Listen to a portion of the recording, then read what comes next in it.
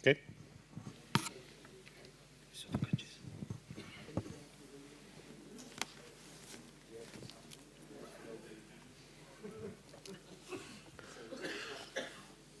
So good morning again. Thanks for coming back.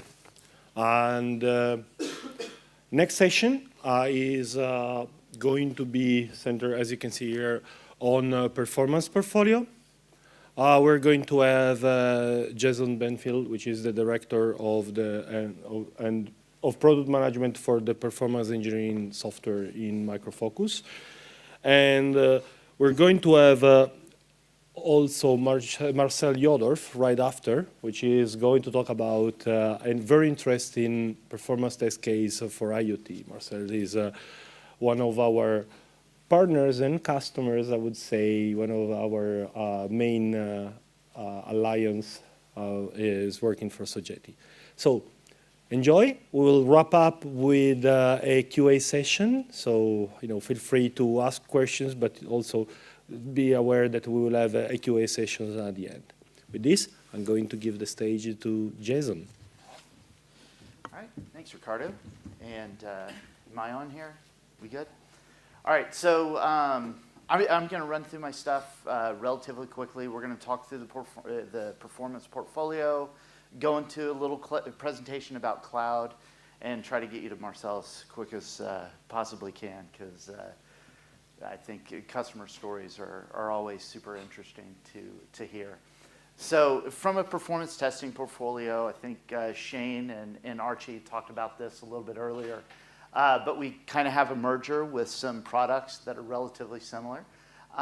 From our heritage HPE standpoint, we have LoadRunner, Performance Center, and Storm. LoadRunner is the tool for individuals and project teams.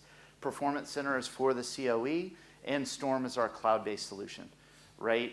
We recognized a couple of years ago that we have a subset of customers that are in retail and in web that really needed a tool. They had different people that were going to be involved in performance testing. They needed a true SaaS-based solution that could scale, and that's why we invested in Storm. Storm was never intended to be a replacement for Performance Center or LoadRunner, and it won't be a replacement for Performance Center and LoadRunner. So just want to make that clear. Now we have the additions of our Silk Performer, our Silk portfolio. So they have a tool called Silk Performer that is kind of an equivalent with LoadRunner, and then they have a cloud burst capability where you can burst to the cloud from Silk Performer. And as Archie mentioned, and Rafi spoke about this, I think Chris, you even spoke about it yesterday, we don't have a policy of killing products. We're not killing products and won't do that. What I'm kind of interested to get a little bit of feedback now that I've actually got some people in a room. It's nice to be able to ask a question sometimes. So from your perspective, and I'd kind of like to see a show of hands, if we have LoadRunner and we have Silk Performer, which, they both have some advantages, some extra capabilities that the others don't have. If we gave you the ability where you were just kind of purchasing a set of licenses and had the ability to kind of choose a tool and pick whichever tool you wanted to be able to use, are you guys interested in that model, or? Okay, so yeah? Okay, good. And then conversely, on the other side, if we were to kind of make it clear of we're not killing a product, these products are both going to be there, but maybe one of them is going to be where the future investment goes, and we're going to pick one product and heavily invest in that. Which of you would be more interested in that model? Okay, so it sounds like the sharing model was kind of the more interesting. So just curious. I'm just interested to hear where you guys are at. All right, so from our heritage HPE solutions, obviously LoadRunner has been around forever. Performance Center for the COE has additional capabilities. that are available to it. And you can see with the investment that we made in StormRunner Load that Storm is catching up, right? It's not quite there. We have some things that are working. We just released the beta of the analysis capabilities within Storm. But, you know, it's kind of catching up to where things are, which is nice and good. You know, to be, you know, quite honest, when we launched Storm a couple of years ago, it obviously required a substantial amount of development, right? Investment to be able to bring up to speed. We maybe over-focused a little bit on Storm and weren't giving Performance Center and LoadRunner the attention that we needed. So as Storm went to market and actually was released, we shifted a little bit to make sure that we balanced out that investment. We made that adjustment a year or so ago, and in August, we launched 1255 for LoadRunner and Performance Center, which has had a fantastic response within the user community. We made a significant investment in the product to make it quite clear that those products aren't going anywhere. I think, again, there was a lot of FUD in the market that maybe we were going to do away with LoadRunner and Performance Center and that Storm was the way we were going moving forward. But we are moving forward with all of these products. With LoadRunner and PC and 1255, we've got some great feedback from our customers that have adopted it. In fact, it was released in August, and in 4 short months, over 50% of our customer base had already adopted the new release, which if you've ever tooled around with PC and have had to go through the upgrade process of PC, that's saying something. So, you know, it just really great feedback about the interfacing into PC, into the improvements in True Client and NV, and the JMeter support that we've added in 1255. So, you know, we're moving towards a very open policy with REST APIs and support for open source and third-party tools. And JMeter support was one of the first things that we wanted to add. So one of our early adopters of 1255 was NBC Universal. And NBC Universal actually gave us some great feedback. So they had a bunch of individual project teams that were running off and playing around with JMeter. And they had a center of excellence that used Performance Center forever within the organization that really kind of tried to make sure that the performance standards were being met by all of their applications. As teams started to go agile and started to use JMeter, they lost the oversight. And some of the inexperience of the development teams that were writing the JMeter scripts, they didn't really do the test scenarios. They didn't have the coverage that was really expected. So they saw a significant decrease in the quality of their releases. Once they upgraded to 1255 with PC, their center of excellence was now able to take those JMeter scripts, have visibility to them, run them through PC to help with root cause analysis, but also make recommended improvements to those scripts, add some additional True Client and additional scripts to that to make sure that the applications were properly tested, and they've actually already seen a significant increase in release quality as they've been able to bring those agile teams back into the COE fold a little bit. So for LoadRunner and PC, for 12.5, we have 12.5x there, because in addition to 12.5.5 being released in August, we just released 12.56.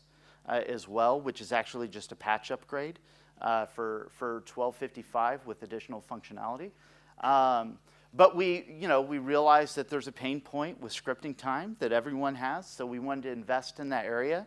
We made significant improvements to our web protocol and our correlations.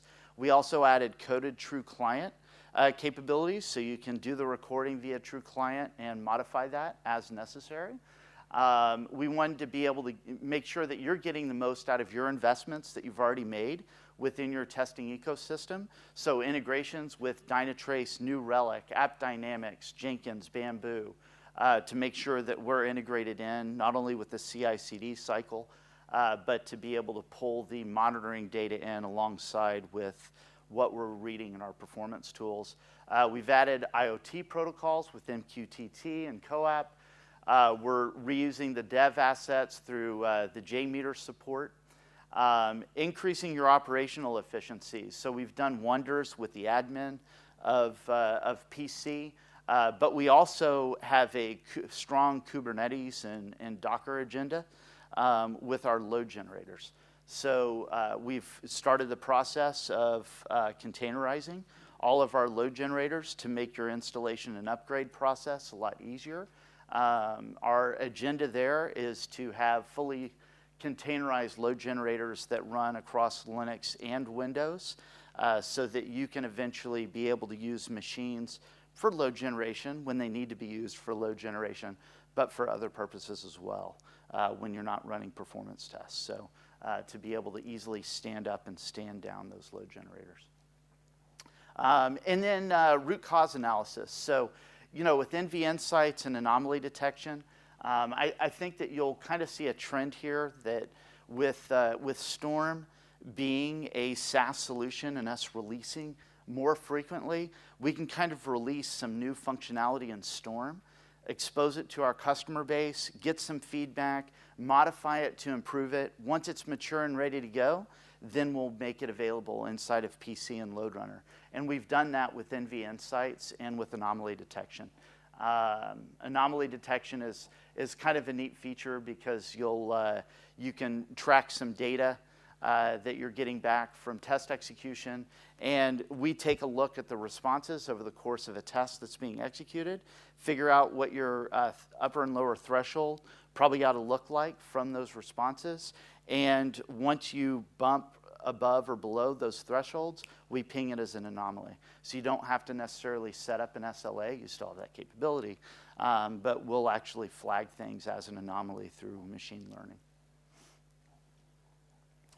For Storm, again, we continue to take Storm further to add some of the capabilities that our user community loves in LoadRunner and Performance Center. It's cloud-based, completely SaaS-based, which allows it to be more scalable. There's been a lot of numbers thrown out over the last couple of days, but officially we're up to 5 million users supported by StormRunner Load.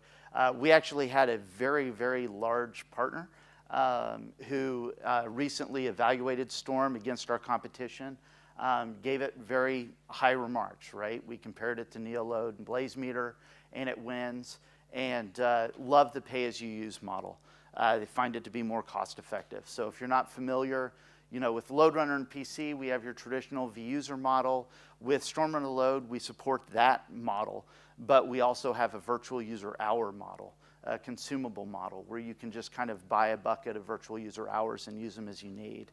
And so customers who maybe their testing practices vary quite a bit or a little bit more sporadic, they really, really appreciate that consumable licensing model.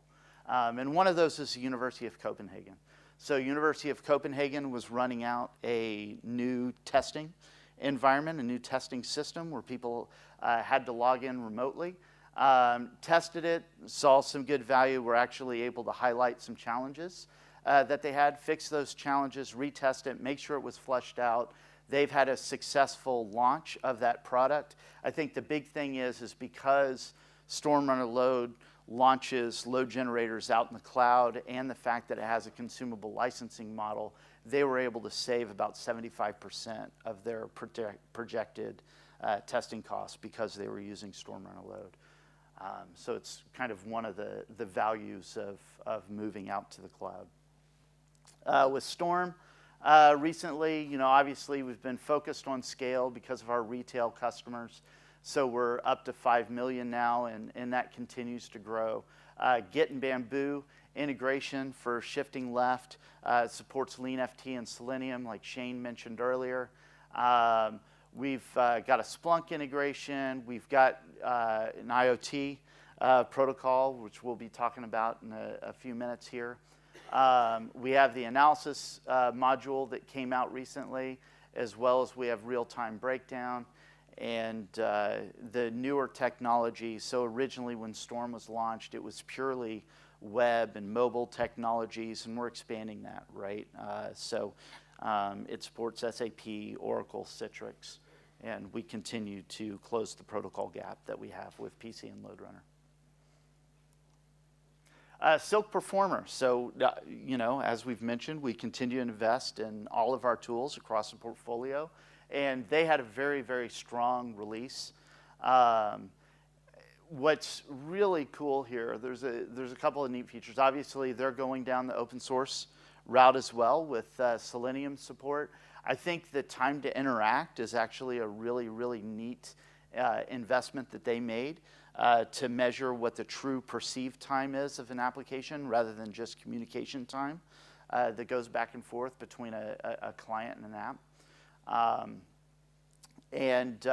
Some good investments in the analysis area, and they're looking at the operations efficiency through some remote upgrade mechanisms for their load generation capabilities. So Silk Performer, that team is actually fantastic, and they continue to evolve that product. And I think when we have the opportunity to be able to pull in more, I think our first stab was with Remedy, but the more and more sharing that we're going to be able to do between our LoadRunner product team and the Silk Performer team, I think we're really going to be able to create some very good solutions for the market. And where we're at. I mean, I think Shane mentioned IT Central. We have the highest rated performance products on that site as well. We have the largest community, largest install base in the market, the most platforms that are supported by any tool in the marketplace. I think the neat thing here is, are you guys familiar with what Net Promoter Score is? All right. Okay, so Net Promoter Score is basically you go out and you ask people in the market, customers of a bunch of different tools, you ask them how likely are you to recommend this product to a colleague. And if they give you a 10, 9, or an 8, they're a promoter. You get 1 point. If they give you a 7, a 6, a 5, or a 4, it's a neutral. You get 0. And then if they give you a 3, 2, 1, or 0, they're a detractor, right? They're going to go to your colleagues and they're going to rip on your product, okay? And you get a -1. And so when they put the Net Promoter Score together, your score lies anywhere from -100 all the way up to +100. And we ran a very exhaustive survey with our competitors in the marketplace as well as ourselves with our customer base. And we actually scored, so anything above 0 is nice. Anything above 40 is phenomenal. And we actually get a 48, which is a very, very good score from the customer base. Now, our goal internally is actually to be at a 50. That's kind of the gold standard. And that's our objective. And I think when we get into the future of performance testing and where we're taking our products, we're going to talk a little bit about how we think we can get to 50 through improving the upgrade process and maintenance and stuff like that. All right, so now let's go ahead and switch, and we'll start the cloud session.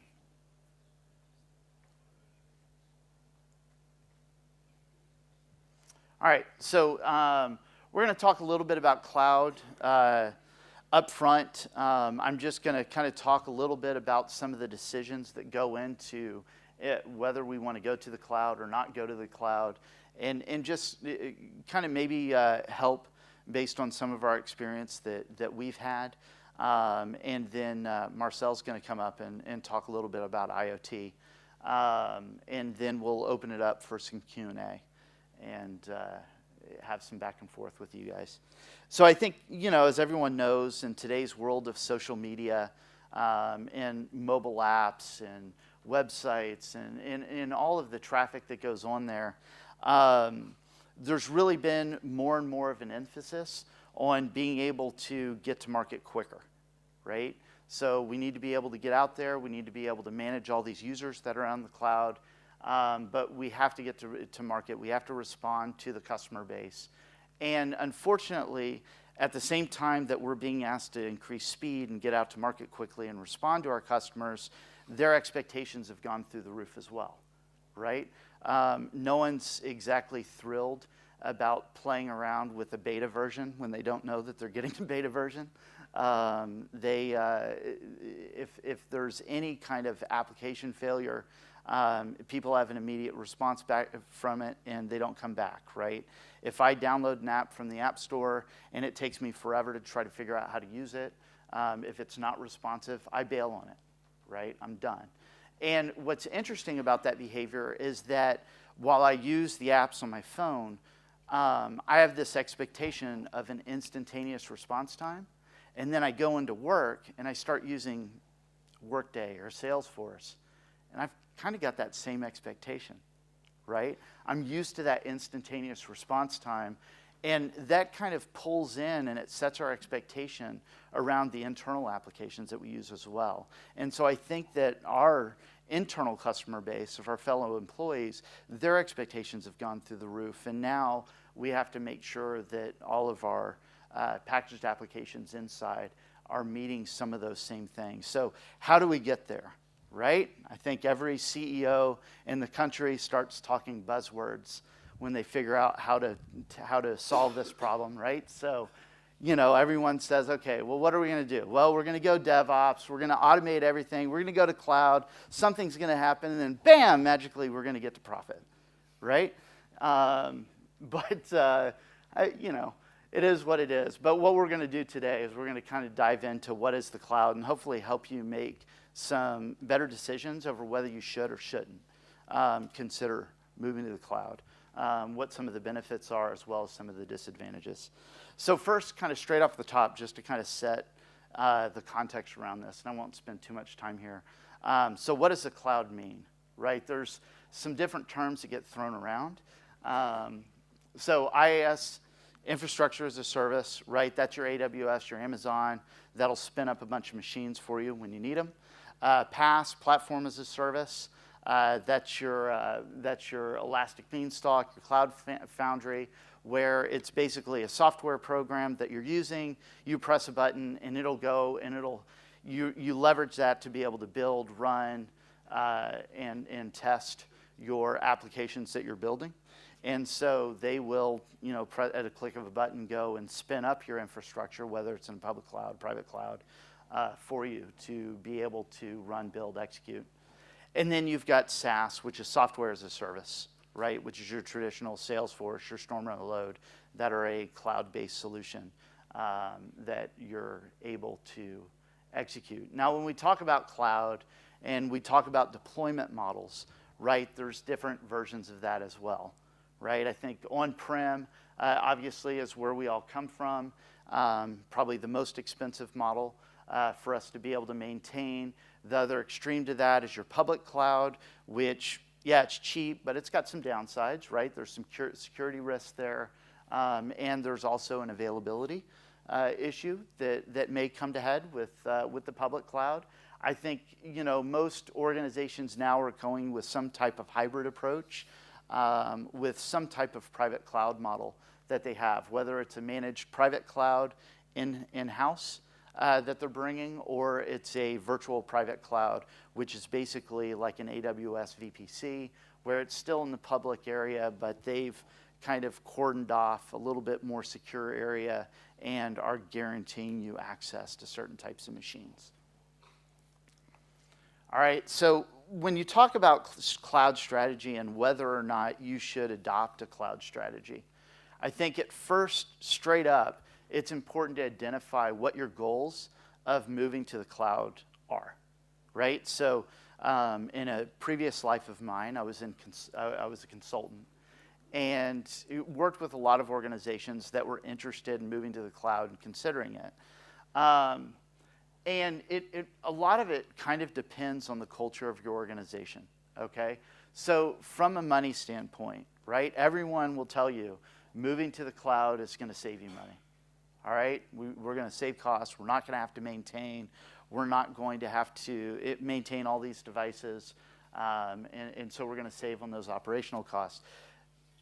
But, right, the fact is that if you aren't willing to get rid of machines or fire a bunch of people, those costs are a little bit of an aberration, right? And that's it's a hard conversation to have, but that is the reality, right?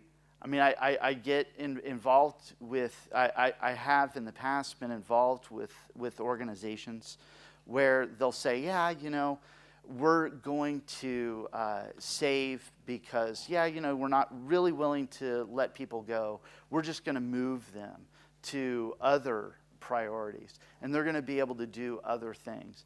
Well, if those other things were really important to begin with, they'd already be doing them, right? So, you know, I think that's a little bit of a reality check when people say, you know, you're going to save by moving to the cloud.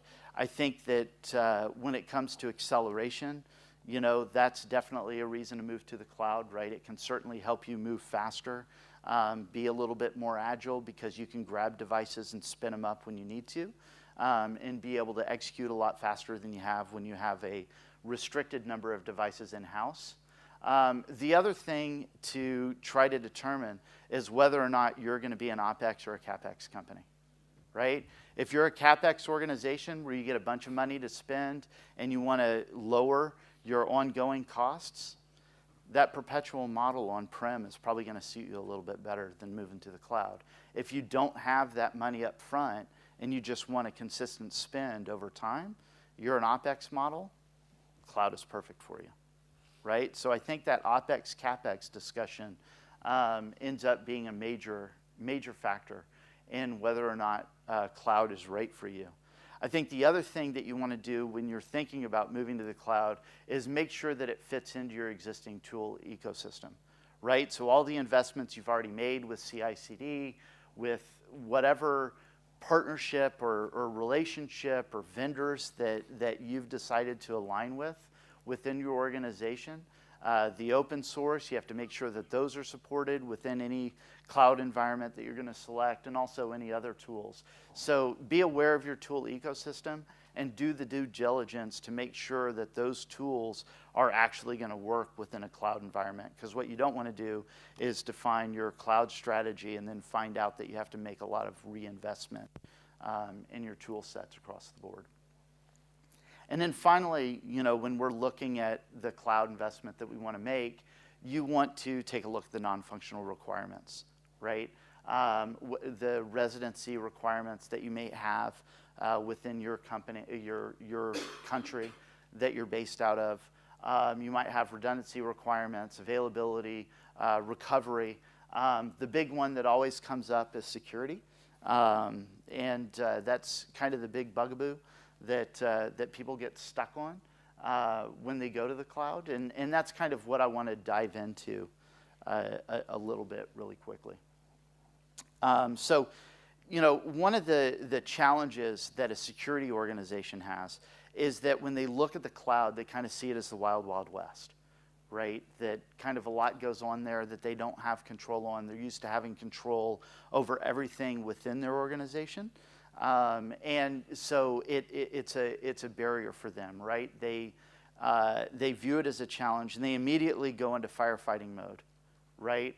To make sure that they can try to get the control over everything that they've lost.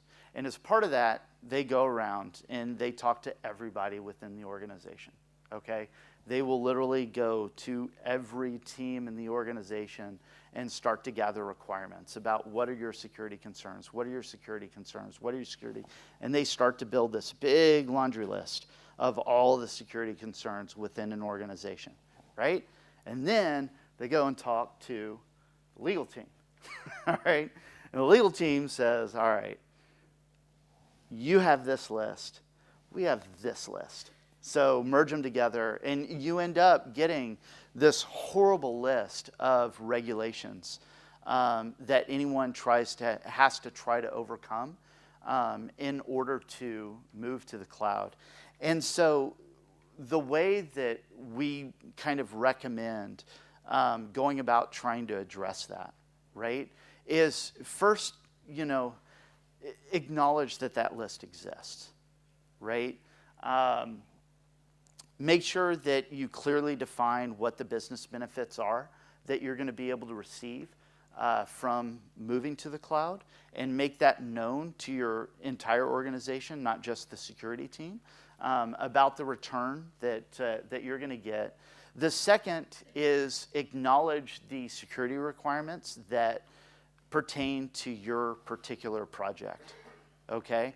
And explicitly show how you're going to be able to remediate those requirements. So you might have requirements around having firewalls up within the organization, and so when you're adopting StormRunner Load, you need to clearly define how IP whitelisting works and how that can be leveraged to allow us to talk through a firewall. You might have some requirements about how test data can't get out to the cloud, so you might want to be able to define clearly how a VTS server works, where we can retain all those scripts and the test data in-house behind the firewall. Or if you need to use a VPN. So acknowledge those security requirements and address upfront exactly how you would respond to those. And then finally, explain why some security requirements don't apply to you, and address that upfront, right? So for example, data residency and data sovereignty. Well, if I'm not using real user data, it shouldn't apply, right? If I've got real user data that I'm using, absolutely, all those rules need to apply and all that. But if it's a bunch of fake stuff that we've made up for our testing environment, those types of regulations really shouldn't apply to what we're doing. And so make that explanation in full. The challenge you have is that if you don't address these things individually, the moment you miss something, the security team, it kind of raises up a flag, and they kind of over-investigate, and they get stuck. So, it's just important to understand the restrictions that your security team is putting into place and individually respond to those. Now, I think one thing that we're looking at doing within our organization is actually putting together a list of responses to each of these security issues that you might be able to use as a reference when you're trying to get approvals for a SaaS-based solution, and make that available to you guys. Would you find that useful to be able to have? Okay. So I think that's something that we're going to invest in moving forward. The other thing that you can do is that how many of you guys, are your organizations, do you have an account with AWS Marketplace at all? You guys do? Okay. So when organizations select a cloud strategy, they may choose AWS or Azure as a vendor, and as part of that, Azure or AWS will kind of give you free points to be able to play with. But what's interesting, something that we found, is that some of our customers, as they go through a SaaS approval for a particular tool, they discover that we offer LoadRunner and StormRunner Load in the AWS Marketplace, and they can actually go through and use the AWS Marketplace to acquire those tools, and they bypass their security teams by doing it because AWS has already been pre-approved by their security organization. So that can be kind of an alternative way to get around those. So, all of that being said, what are the benefits of moving to the cloud? So I think we talked about this a little bit earlier with the functional stuff, but typically you might have a lab environment on-prem. For testing web, you have to have a bunch of different devices, a bunch of different browser types, a bunch of different versions that you have to be able to maintain. If you're doing mobile, that means we've got to have a bunch of mobile devices on-prem with a variety of different versions to be able to test that. But when you go to the cloud and use a tool like StormRunner Functional, it builds all that stuff for you behind the scenes, right? So it really saves on the cost of your infrastructure. So that's a benefit for functional test from the cloud. And obviously on the performance side, you know, we are Dockerizing, we're containerizing all of our load generators, which eases the maintenance and reduces the cost of maintenance. With PC and LoadRunner, we support on-prem and private cloud environments. With StormRunner Load, we support public, private, and on-prem. But obviously, by leveraging the public cloud, by using a tool like StormRunner Load that spins load generators up behind the scenes and doesn't charge you for the hardware cost of those, it can reduce your costs substantially, right? I think that's where University of Copenhagen saw a lot of their savings. And we have other customers who had a high maintenance cost on-prem that moved to Storm so that they could reduce those costs. The other way we can actually reduce the cost by leveraging the cloud is by the data, the information that the cloud provides us. So through monitoring tools like AppPulse, mobile, for example, and through StormRunner Functional, we can gather data about user behavior and be able to reduce our testing costs significantly by understanding what devices our customers are actually using against our applications, right? So if 80% of the customer base is using iOS, I can narrow down my test environment and really focus on testing that environment, which can reduce our costs substantially. And then automatic test generation. We can also leverage data around user behavior to be able to do that. We already do that in Performance Center with PAL, where we gather data from Google and RUM, Real User Monitoring, to be able to pull that information in about how the users actually use an application. We take that data and we actually automatically generate test scripts and test scenarios that mimic that user behavior. So we can really reduce in the script creation time, as well as make sure that your scripts are focused on what your customers are actually doing. Those advanced capabilities are also being developed in StormRunner Functional to be able to accelerate that time as well. And then we can also improve the accuracy of our testing through using the cloud. So if our customers are using your product from London and Mumbai and a variety of different locations around the world through StormRunner Load, you can be able to spin up load generators within those locations to be able to accurately simulate user behavior, and then use network virtualization to be able to set the type of access that those users are getting, whether it's 3G, 4G, or what have you, to really more accurately simulate that user behavior. So we can have more accurate testing in the cloud. And then finally, enabling automation. I think obviously the dream environment that most agile organizations are looking to get to is when a customer checks in their code that's detected, Jenkins spits off a build, talks to Elastic Beanstalk, spawns up a testing environment in the cloud.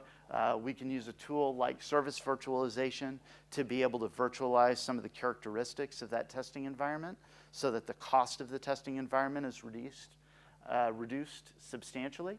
And then we can use Jenkins to kick off a test from StormRunner Functional, from StormRunner Load, monitor it with AppPulse, and be able to get a quick perspective of what the results of the code change might provide us. So with that, I'm going to switch over to Marcel. And here you go. So thanks, Jason, for the introduction. But I like to start a bit earlier, before our customer success story. It was about 6 or 7 years ago when I tried to switch on a small van that is standing directly next to me on the desk. Sorry, that is not better. When I tried to switch on the van, that was a homemade solution for automatization. So yeah, it's not the kind of do-it-yourself was not the kind of do-it-yourself product. That gives you a reason for a good fire protection, fire insurance, but yeah, as well it was no purchasable item, so I made it myself. And I like to start with a question: what do you think? What happened after a click inside the web interface for this? Yes, you were absolutely right. Nothing happened. Yeah, I think that was, I mean, the device worked, but a little bit too late. So I tried to find the error, a little bit confused. I searched for the logs, and yeah, when I was searching for this, I felt a cold breeze from the side. So the device switched on, but too late. So this was the moment when I realized that performance is also very important for IoT things than it is for every other communication. So, my name is Marcel Jodorf. I'm involved in testing since 2005 and specialized myself about 6 years ago into load and performance testing. I'm coordinator of a team that does load testing for several different customers and several different projects. And for me, this is a great situation to come in touch with several approaches and several projects. You have to compare this with a regular load tester that is working for months for just one project. That's great for this project, but not great for the load tester because he can't improve his knowledge about other technologies. Short words about the company we are doing this for. By the way, I decided not to pronounce this our founder name based on the location where we are. I think here are people in the room who can do it better than me. Of course, we are part of Sogeti Germany. We are part of Sogeti Group and also a wholly owned subsidiary of Capgemini with a worldwide portfolio of service activities. Okay, so to understand the situation or our customer success story, we should talk about the customer or company that contacted us about 2 months ago. It is an electronic manufacturer that is well situated on the market, but you know, I don't like to say very much about the IoT thing, you know, all the extrapolations that have done by other people. Our customer knows this, and he decided to bring out his own device, his own switchable power plug, about 3 years ago. But yes, he was not aware about the situation of the growing market, not as well as it happened right now. So he sold in the last year more devices than the entire system was designed for. Heart of the system is a cloud-based infrastructure that handles all the requests from the customers. It does not matter from where the customer would like to switch on or off his device. For all home automation things, we have a little bit problems if the request is coming from inside his private network, or if it is coming from outside the internet. We have to route this into his home network to make his device switchable. But we will focus on the infrastructure a bit later. Yeah, what happens if you use an infrastructure or a system that is not capable to answer all your requests from many customers? Right, it breaks down from time to time. Our customer is already in this situation. The company is in this situation. The customer already reported functional issues for these devices. So the well-situated product becomes critical. Yeah, you understand. This causes big unawareness about performance inside the company. And one thing that I hear very often, unawareness about performance results in the situation that the management expect large investment.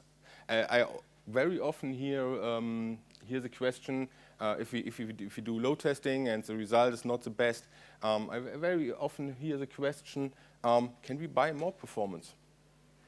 It seems that most of the management guys think we can buy this performance, we can buy just a bunch of more hardware to solve this problem.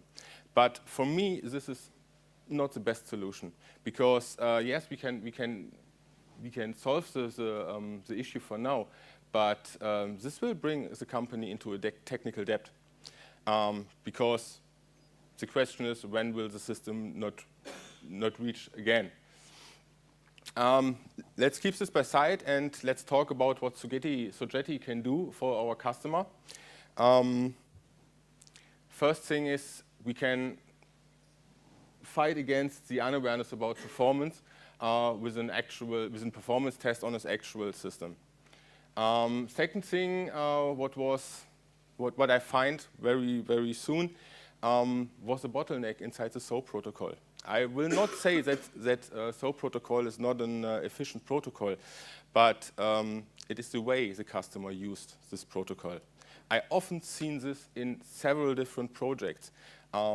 We do load testing for websites. If you see the answer from the web server, you directly understand that this system cannot perform well or perform fast. I think most of the companies like to use frameworks like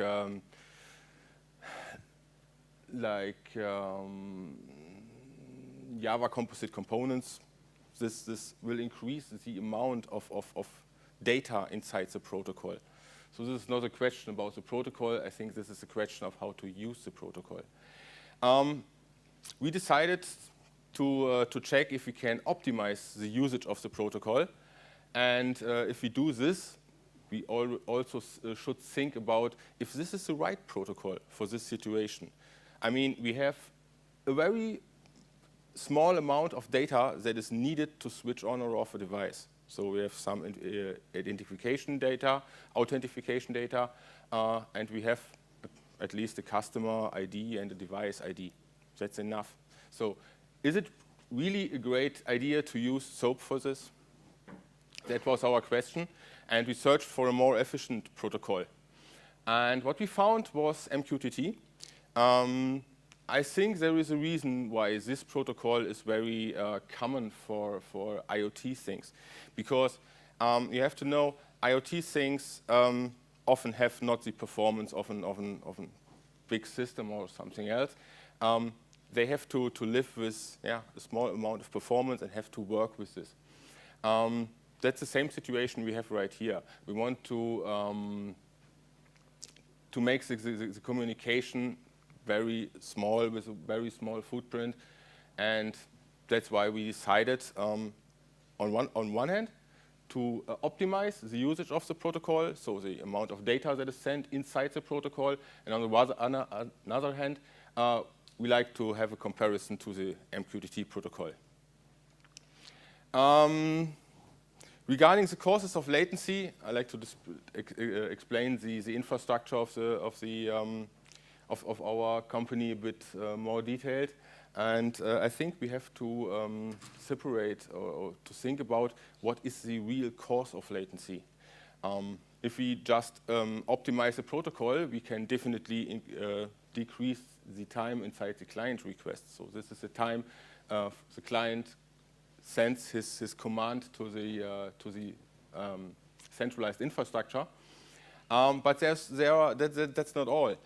We have also a processing inside this system, and we have also a server response. So these are 3 points that causes the latency.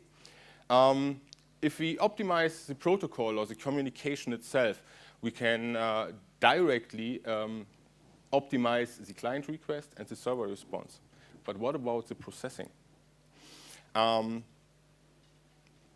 the first moment, it seems not that we can optimize this, but I say we can do this. Because if the server has a small amount of data inside the request, it will save time, memory, and CPU load for processing it. To bring it into the infrastructure we talked about for our customer, we have some back-end systems behind our centralized system. On one hand, the power connector itself, on the other hand, a database. But for now, we like to focus on this communication, because if we can optimize this, probably we can optimize some back-end communication later on. Okay. The customer, the product manager of the company asked me, but how can we get a test system from this? So we can't change our centralized system to answer as in a SOAP communication and also in an MQTT communication. And I thought about this, and for first thing, I reduced the system again to only the client application and the centralized server. So we do not need the database inside. We do not focus on the processing. We expect that we can also improve this, but this should not be our main focus. So that's it. To make the system testable, we do not like to use a system or a mobile device because this costs much money, and we do not have the devices. We do not like to simulate the devices. I think that's not the main thing that improves the performance or that brings us forward. So on the one hand, we replaced the customer system by StormRunner Load. So we were able to send these requests and also receive our responses from the server by on protocol level. So we don't need the devices itself. No browser, no mobile device, just communication based on the protocol level.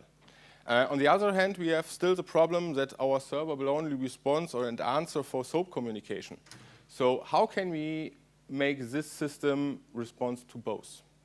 So I just set up a new server, and it is not important if the server is only how much the performance of the server is. So we have one system that supports both communications. So we can just have a comparison. Doesn't matter of the performance of the system. Okay. Before we can see any results of this, we should compare the communication inside both protocols. On the one hand, we have a SOAP communication that only sends requests and responses. Authentication will be done inside. Please do not try to read it from the last row. You will fail in this. But yeah, I just like to show the amount or the flow of such a request. This is not the data that is sent by the application itself, but it is the same amount of data, just to show the difference. On the other hand, we have an MQTT communication that consists of one more step. We have a connection command, and we have a connection acknowledge. So the session handling is handled in this step.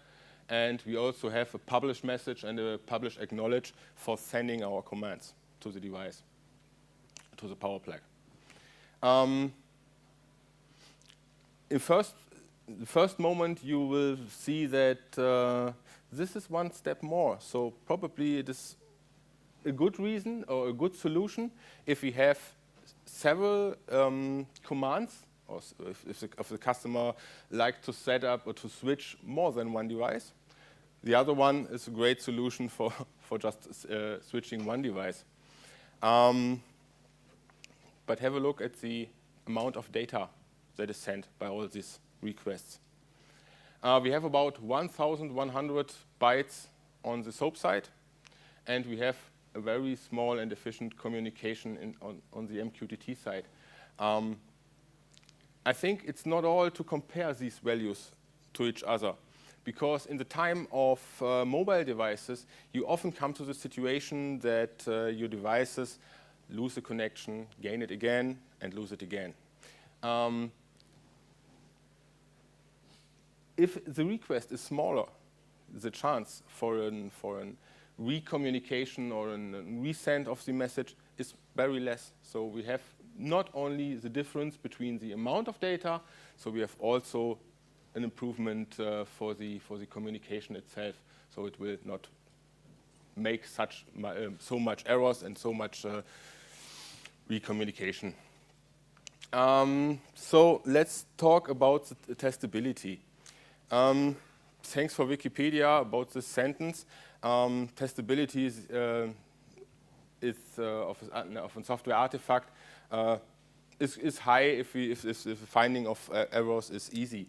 For me as a load tester, that is only the halfway of the truth, because I need a very efficient testing tool chain to have an testability.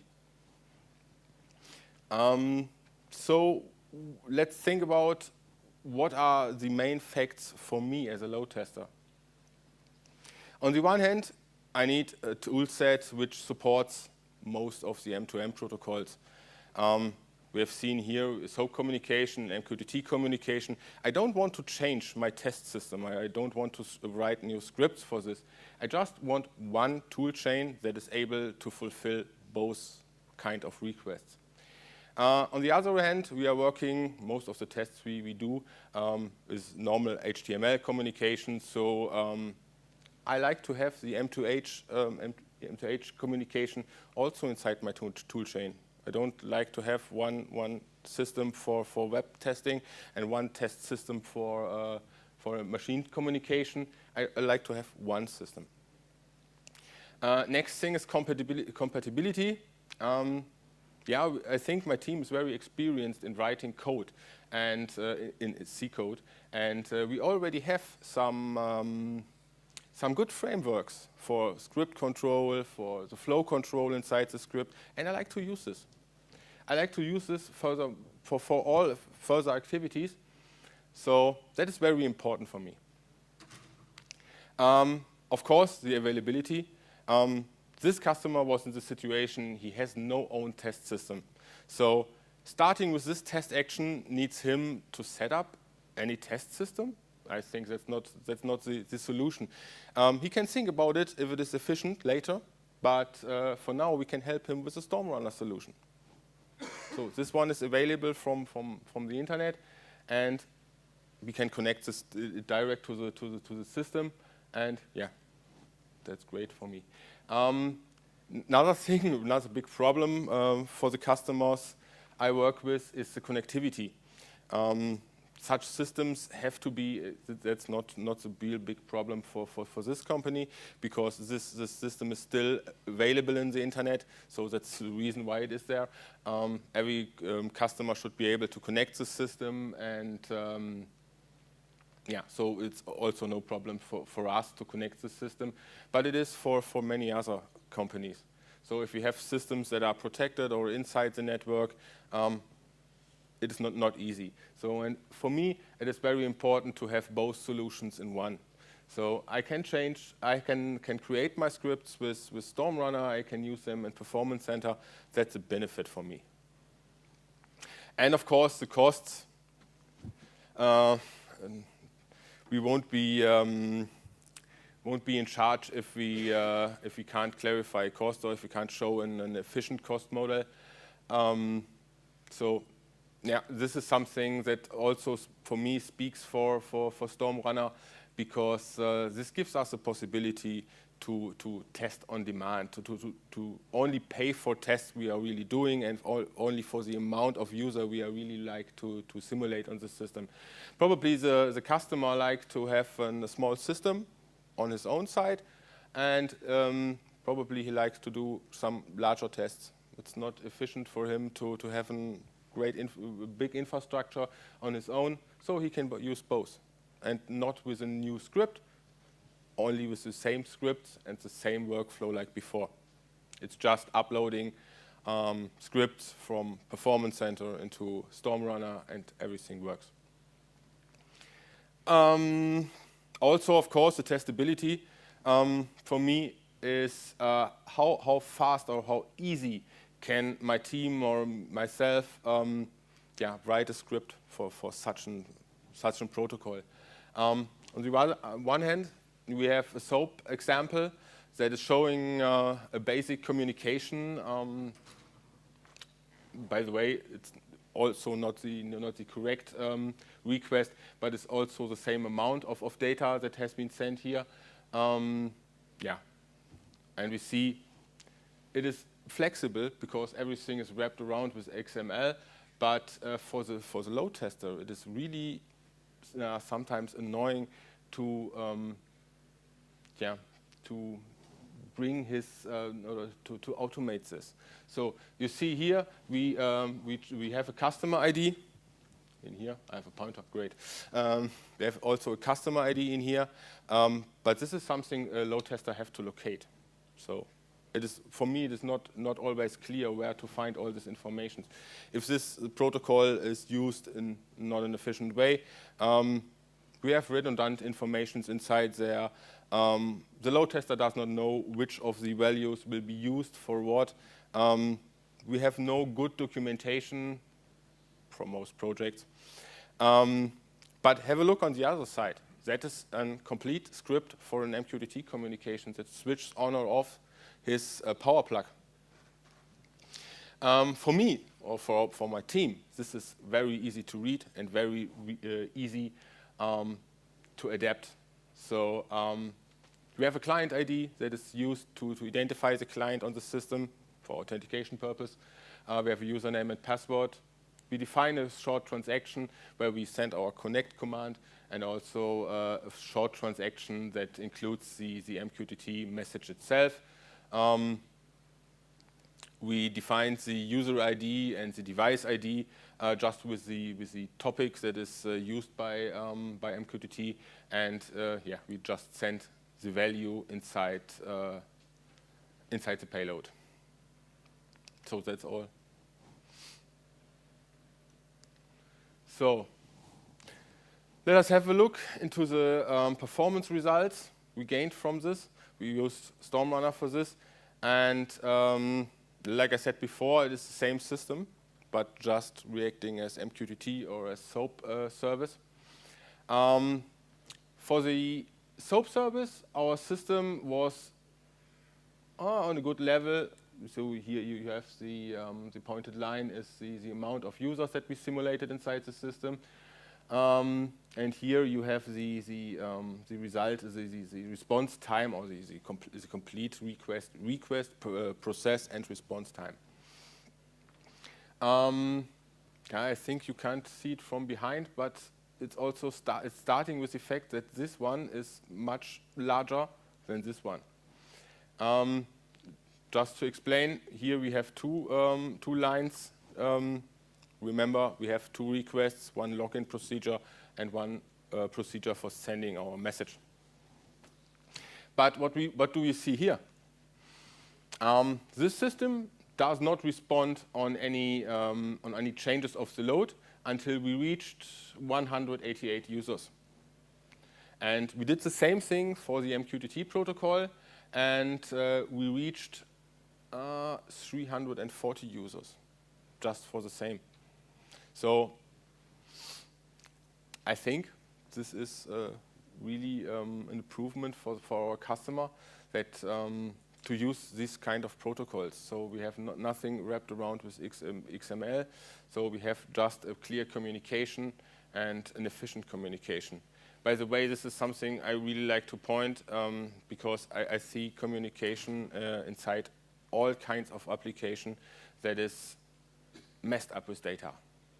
So Google Web Toolkit, I think all of you know it. I often have to test applications that send the complete Google Web Toolkit source code on and on in each request. So such a system can't be high performant. So we can't have, if you see in response that is around 1 megabyte for just a web page, this will not perform well. Okay, this is an ongoing procedure. Like I said before, the project is still ongoing. This were our results, and the customer now tries to adapt the system to MQTT protocol, and we will definitely try to improve also the other communications and also the processing inside the centralized system. So, but this is just the first step of performance increase or performance. Here I just marked this situation where you can see that the system will answer with increased response and response times. By the way, the problem is inside such a load test, rising response times will also slow down the complete system or the requests that are sent to the system. So that is the reason why you see here a very straight line, and it's going much lower afterwards. Yeah, and of course we have the time where the situation or the amount of user where the system does not respond anymore. So in the frame before, and this amount of user before, the system will answer and will respond to the customer or will switch on and off the device. But in this time, that's the reason for the raised incidents from the customer. Back to our customer situation from the beginning.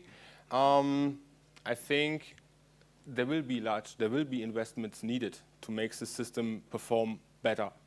But I think we can show the customer where to invest his money, and not just to buy a bunch of new virtual machines to make the performance better. There's also we were able to decrease the awareness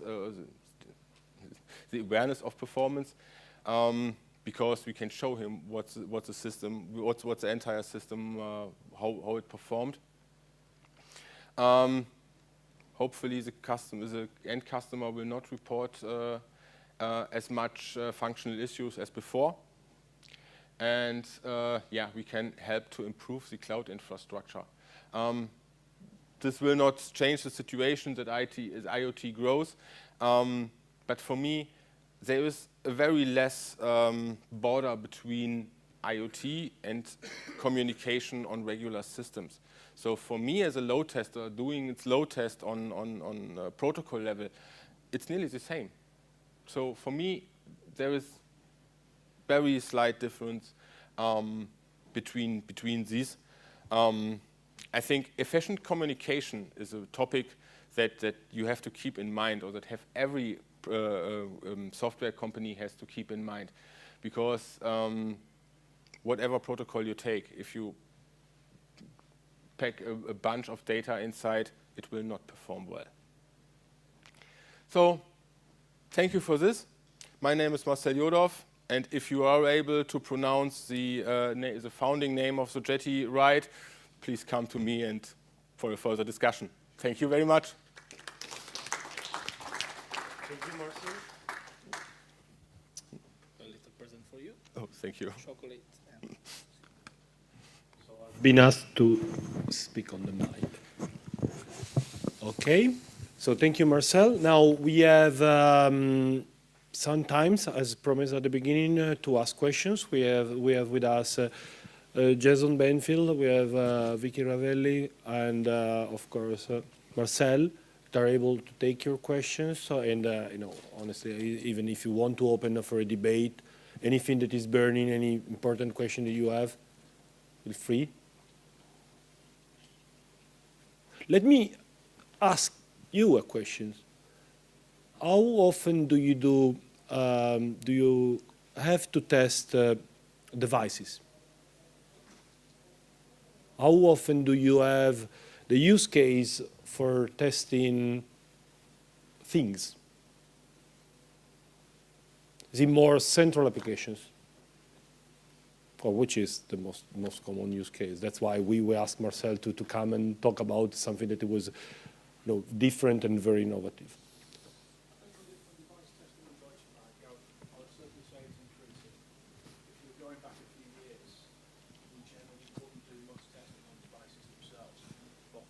retail side in particular, we are investing more and more now in actually testing how our applications go on devices. So moving the retail into the mobile world, absolutely crucial to the future of Deutsche Bank. This is, by the way, acknowledged by a number of researchers as well. So you look into testing devices like mobiles or other things as well?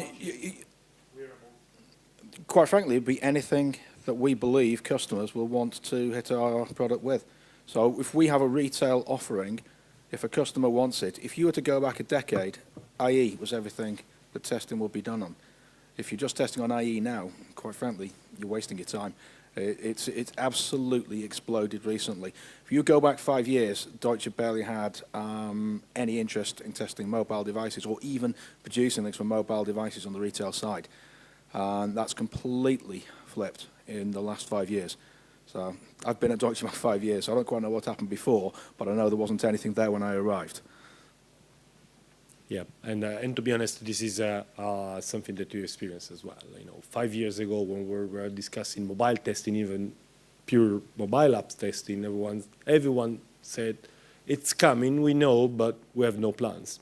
And a lot of researchers shows exactly this. The whole pace of change the last 3 years just seems to, it's just accelerating constantly. The volume of change that I'm personally seeing, never mind just mobile, just on everything, is absolutely incredible. So there's a huge rush now to go and expand what we're doing in mobile testing. What we're doing is good, but if we just stay where we are, no, we'll have big problems. Okay. More questions or comments? Okay, let me wrap this morning. So we heard from Archie where we are taking the entire testing, functional and performance. We heard how we are going to, let me say, integrate the two good portfolios that are coming from Heritage HPE and from the Heritage Mercury, the Heritage Macro Focus side of the house. We heard how we're going to evolve and which are the challenges in moving to the cloud to a cloud testing approach. And then during the last session, we had Marcel talking about testing for IoTs. And to be honest, quite a very interesting comparison between protocols, MQTT and SOAP, and a lot of insights. Very technical session. Thank you for that. Lunch is already available. We're going to come back here. I guess there is a...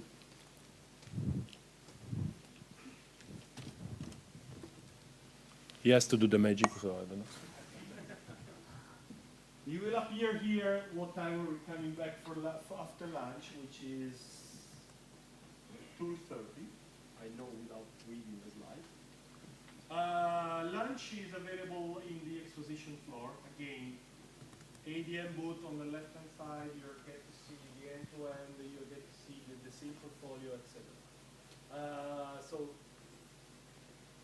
seated buffet lunch is at level 2. Go and grab lunch is at level 1. Experience the new zone. You go to the level 1 so that you can eat and spend time with the guys at the booth. No, prefer to go wherever you want. We'll start back at 2:30 with Archie Robostoff that is going to talk about DevOps and open source functional testing. Thank you very much. Thank you.